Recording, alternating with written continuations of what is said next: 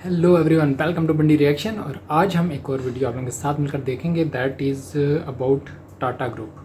टाटा सब जानते हैं, कोई तारुफ की ज़रूरत नहीं है।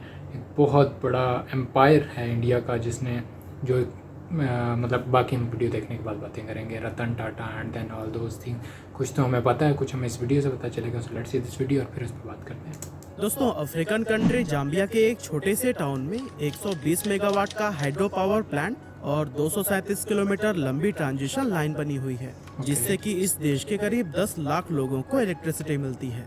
ऐसे ही प्रशांत महासागर के पश्चिमी हिस्से में गुआम नाम का एक छोटा सा आइलैंड है, जो कि साइज में हमारे मुंबई शहर से भी छोटा है।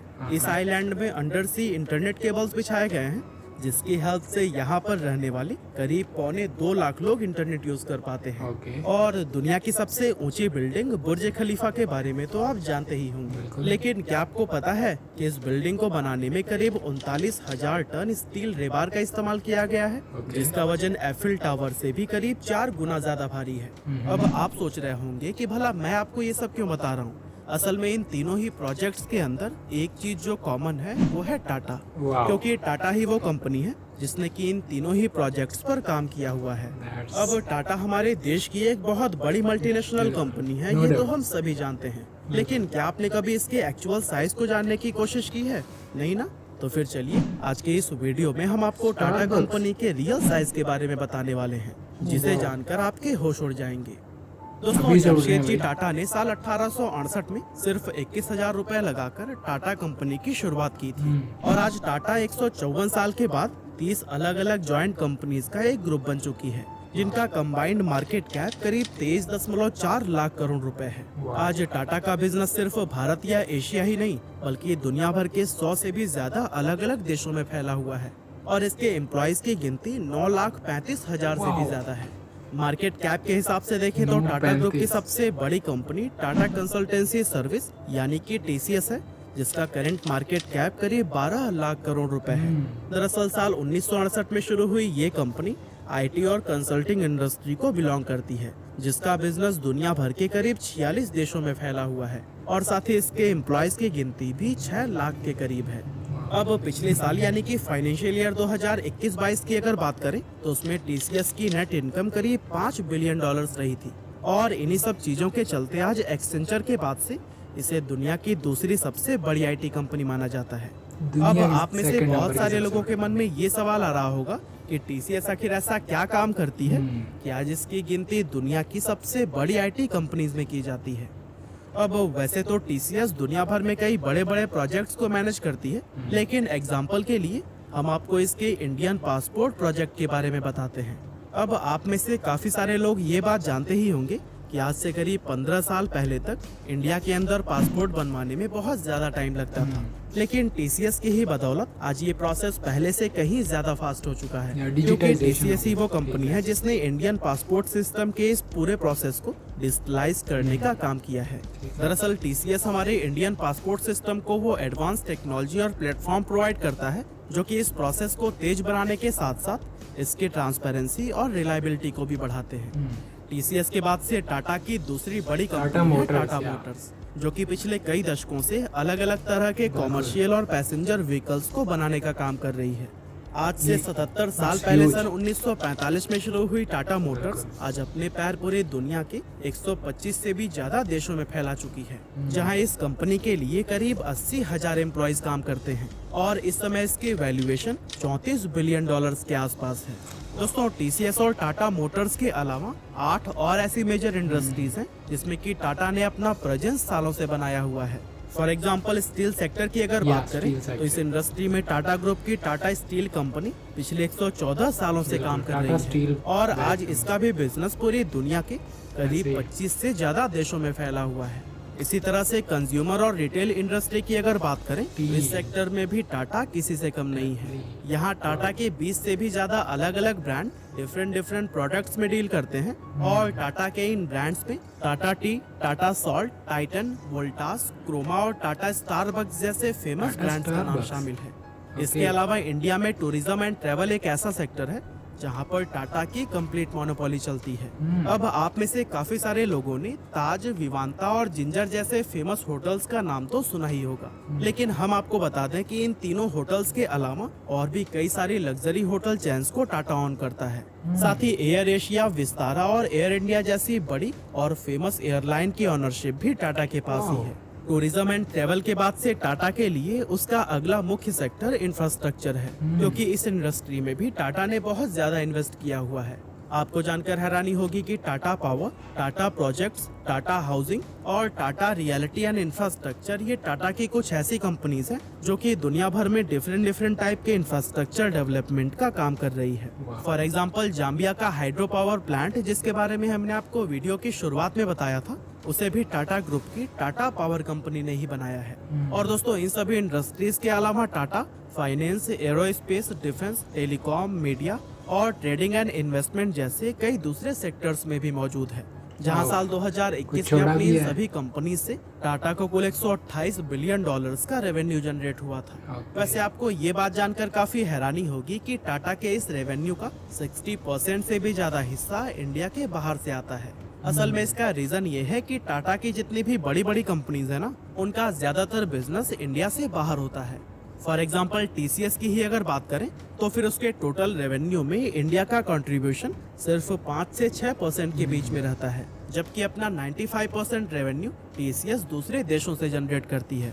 और इससे ये बात साबित होती है कि जिस तरह की रेपुटेशन टाटा का इंडिया में है, वैसे ही मजबूत पकड़ इसने दूसरे देशों में भी बनाई है। वैसे टाटा के ग्लोबल एक्सपेंशन और इसके इंटरनेशनल लेवल पर सफल होने का सबसे बड़ा श्रेय रतन टाटा को दिया जाता है, क्योंकि इन्हीं की ही लीडरशिप में टाटा ने सिर्फ 9 साल के अंदर 36 अलग अलग विदेशी कंपनीज को एक्वायर करके दुनिया को ये दिखा दिया था कि इंडियन कंपनीज भी ग्लोबल लेवल पर किसी से कम नहीं है। टाटा के द्वारा एक्वायर की गई इन कंपनीज में टेटली, कोरस ग्रुप, डाइवू और जैगुआर एंड लैंड रोवर जैसे बड़े ब्रांड्स का नाम शामिल है। और दोस्तों, इन सभी सेक्टर्स के अलावा टाटा ने ई कॉमर्स इंडस्ट्री में भी अपने पैर जमाने शुरू कर दिए हैं। असल में टाटा को ये बात अच्छी तरह से मालूम है कि ई कॉमर्स इंडिया के सबसे तेजी से उभरते हुए सेक्टर्स में से एक है। ऐसे में टाटा ऑलरेडी बिग बास्केट और 1mg जैसे ब्रांड्स को एक्वायर कर चुका है।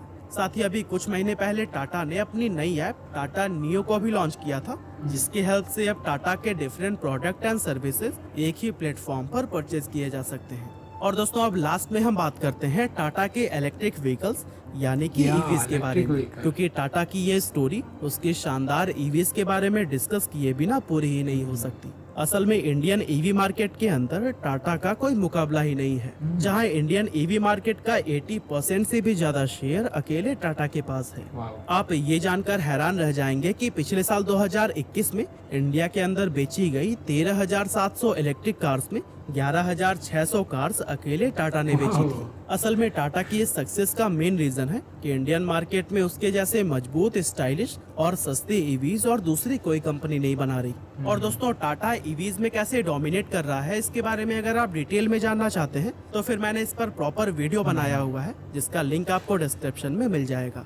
आई होप टाटा के बारे में ये सभी फैक्ट जानने के बाद से आपको इसके एक्चुअल साइज का अंदाजा हो ही गया होगा। बाकी हमारी आज की इस वीडियो में बस इतना ही था।